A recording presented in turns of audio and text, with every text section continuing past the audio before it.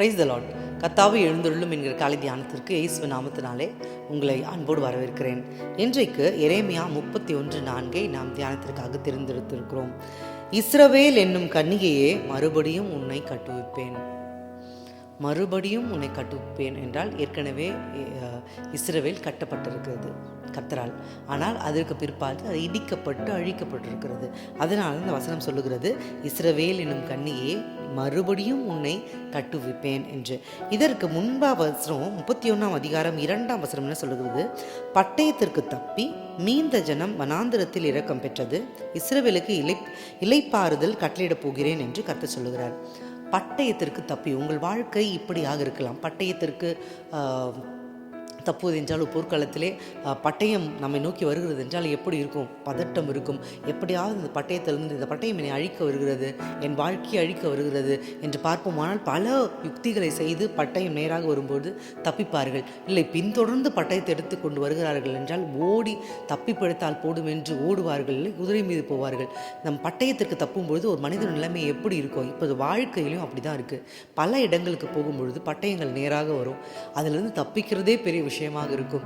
அடுத்ததாக அவர்கள் போன இடம் வனாந்திரம். பட்டயத்திற்கு தப்பி வனாந்திரத்தை கொடுக்கிறார்கள். அந்த வனாந்திரத்தில் அலைந்து திரிந்து சாப்பாட்டிற்கும் தண்ணீருக்கும், அதாவது அவர்கள் அடிப்படை தேவைகளுக்கு அவர்கள் மிகவும், அதாவது அவர்களுக்கு பரிட்சம் இல்லாத காரியம். இது வரைக்கும் அவங்களுக்கு அந்த இடத்துக்கு போனது வனாந்திரத்தில் அவங்க இருந்திருப்பாங்க. புது இடம், புது எக்ஸ்பீரியன்ஸு. அப்படிப்பட்ட காரியங்கள் எல்லாவற்றிலும் இஸ்ரவேல் அவதியுறுகிறது. அப்பொழுதுதான் கர்த்தர் சொல்கிறார், நான் இளைப்பாறுதல் கொடுக்க போகிறேன் அப்படின்னு சொல்லி. உங்களுடைய வாழ்க்கை இப்படிப்பட்ட காரியங்கள் இருக்குமானால், அழிக்க வந்தது பட்டயம், நான் அதிலிருந்து தப்பி வந்தேன், வனாந்திரத்தில் இருந்தேன், இப்பொழுது கர்த்தர் உங்களுக்கு இளைப்பாறுதல் தரப்போகிறேன் என்று கட்டளையிட்டாராம். அவர் எப்பொழுதும் டிக்ளேர் பண்ணுவார். 31:4 சொல்லுகிறது, மறுபடியும் கட்டப்படுவீர்கள் என்றால் ஒரு அது இடிந்து விழுந்து ஒரு மாதிரி பார்க்குறதுக்கே மெஸ்ஸாக இருக்குது அப்படின்னாலும், அது உங்கள் தனிப்பட்ட வாழ்க்கை, உங்கள் குடும்ப வாழ்க்கை, உங்கள் சமுதாய வாழ்க்கை, உங்களுடைய பொருளாதாரம் எல்லாமே ஒன்றுமில்லாமல் போயிருக்கிறது என்றாலும் கர்த்தர் அதை கட்டுவிக்க போகிறார். நம்ம அப்படியே கண்களை முடிஞ்ச வைக்க போகிறோம்.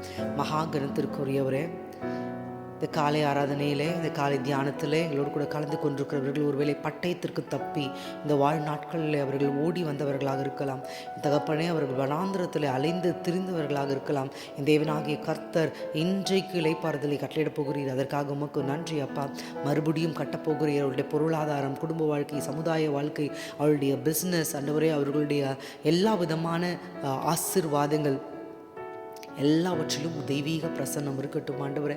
தேவனாகிய கர்த்தர் கட்டுவிக்க போகிறதற்காக நன்றி அப்பா. இந்த நாளைக்கு அந்த காரியங்கள் தொடங்கப்பட போகிறதற்காக நன்றி. மட்டும் நடத்தினீர், நடத்த வல்லமையுள்ளவராய் இருக்கிறீர். கேட்டதையும் கேட்க மறந்த அனைத்தையும் எங்களுக்கு வாய்க்க செய்ய போகிறீர். இயேசு நாமத்தினால் ஜெபத்தில் எடுக்கிறோம் எங்கள் அன்பு தந்தையே, ஆமென். தேவன் நம்மை மறுபடியும் கட்டுவிக்க போகிறார். May God go with you. Have a great day.